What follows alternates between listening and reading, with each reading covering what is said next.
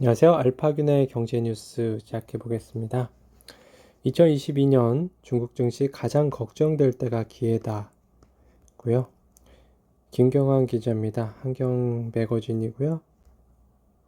하나금융투자는 내년에도 홍콩이나 미국 상장 주식보다 상하이 선전 등 중국 상장 주식의 비중 확대 전략을 권고한다.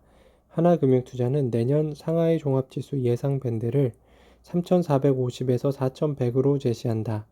2021년 정책 디스카운트의 완화가 예상되고 이익 유동성 위안화 환율의 안정이 주식시장에 유리해 보인다.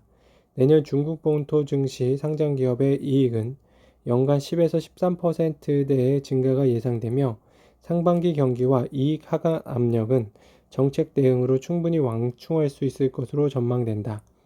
내년 중국 금리와 인플레이션 상승이 제한되면서 연간 성장주와 소비주에 좀 더 유리한 환경이 조성될 것이고 추천 지수는 본토 대표 성장 기술 지수인 상하이 과창판 스타50와 선전 창업판 차이넥스트를 추천한다. 올해 홍콩 증시와 미국 상장 주식의 부진으로 주가가 급락한 중국 픽테크와 대형 소비주는 내년 이익 성장성만큼의 회복이 기대된다. 2022년 중국 유망 업종의 선택은 신재생과 테크 분야를 주축으로 이익 턴어라운드 업종인 산업재와 소비재 분야를 주목한다. 하나금융투자가 2022년 추천하는 중국 유망 업종 대표 기업은 다음과 같다. 첫째, 중국 에너지 구조 전환과 신재생 투자 분야는 당위성으로 접근해야 한다. 중국의 풍력, 태양광, 수소 투자와 신형 인프라 투자 관련 에너지 저장 장치, ESS, 특고압 송배전, 발전소 대표 기업을 주목한다. 둘째, 내년 정책 지원과 설비 투자가 계속되는 중국 반도체와 소부장 대표 기업을 주목한다. 중국 테크 분야는 상하이 과창판 지수 투자로 집약될 수 있다. 셋째, 내년 생산자 물가 하락과 소비자 물가의 상승이 예상되고 이는 주로 전방 산업의 이익 턴어라운드를 촉박할 전망이다. 내년 이익 성장의 턴어라운드가 예상되는 업종은 전자, 가전, 기계, 신재생, 음식료, 유통, 증권 업종이고 각 업종의 대표 기업을 주목할 필요가 있다고 하네요. NFT도 피할 수 없는 오라클 문제, 유성민 한경 매거진 기자입니다. 오라클 문제는요, 외부 데이터의 문제라고 할 수 있다. 이러한 문제는 주로 신뢰와 연관된 것이 많다. 정리하면 오라클 문제는 잘못 기록된 외부 데이터가 블록체인에 기록되는 신뢰 문제를 지칭한다. NFT로 예를 들면 예술품 소유권자가 아닌 사람이 블록체인에 잘못 기록되는 경우다. 결국 블록체인과 외부 데이터의 연동은 오라클 문제를 불러올 수 있는데 이는 두 가지 원인에 기인하는 것으로 볼 수 있다. 첫째, 이미 잘못된 데이터가 생성돼 블록체인에 기록되는 것이다. 둘째, 데이터 입력 과정에서 조작돼 블록체인에 기록되는 것이다. 데이터 생성 주체와 데이터 입력 주체에 의해 오라클 문제가 발생하는 셈이다. 블록체인을 기반으로 한 식품 유통 이력 관리를 다시 한번 예로 들어보자. 식품 상태를 기록하는 센서가 고장날 수도 있다. 그러면 식품 상태 이력 데이터가 잘못 생성될 수 있고 이러한 기록이 블록체인에 잘못 기록될 수 있다. 혹은 도매업자가 유통기한이 지난 식품을 숨기기 위해 악의적으로 이력 데이터를 조작해 블록체인에 잘못 입력할 수 있다. 또 다른 예로 블록체인 기반의 주행거리 기록 시스템을 들어보자. 역시 오라클 문제가 대두된다.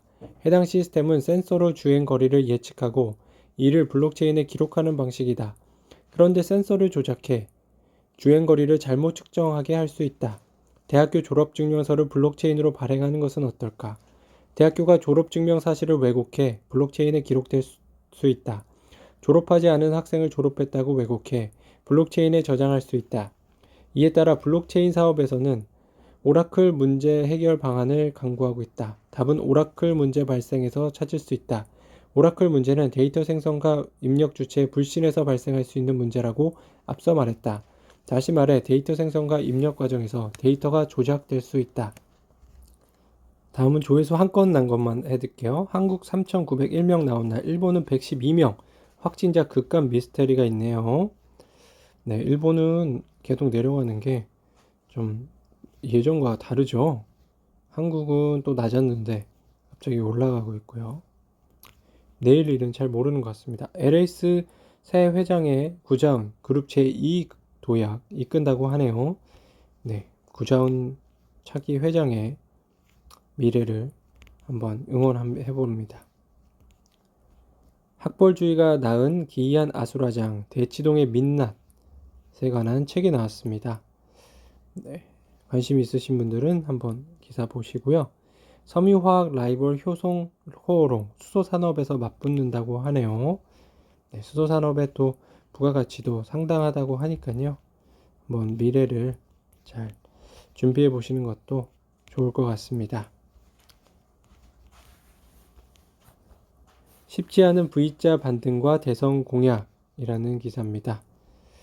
예, 이게 뭐 그런 것 같아요. 우리나라 이제 빚이 많다. GDP 대비 빚이 많다. 뭐 그런 내용인데요.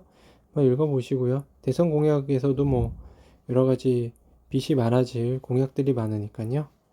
그런 부분들도 염두에 두시면 좋을 것 같고요. 아시아 경제 기사인데요. 테레사 수녀에 관한 얘기입니다. 1등석을 주로 찬 이유가요. 1등석에서 또 마케팅 활동을 할 수도 있다고 하네요. 밀리의 서재 경쟁자는 시간을 다루는 모든 컨텐츠라고 합니다. 밀리의 서재 들으시는 분이 있나요? 이주의 책인데요. 한 권 됐는데 3천만으로 빌딩 한 채 사십시오라는 책하고요. 무면허 변호가로 9년째 러브콜이 너무 많아 피곤합니다 라는 책 두 권을 소개합니다. 네, 알파균의 경제뉴스는요. 밴드에서 온라인 경제뉴스의 달인 알파균 경제뉴스 검색하시면 됩니다. 감사합니다.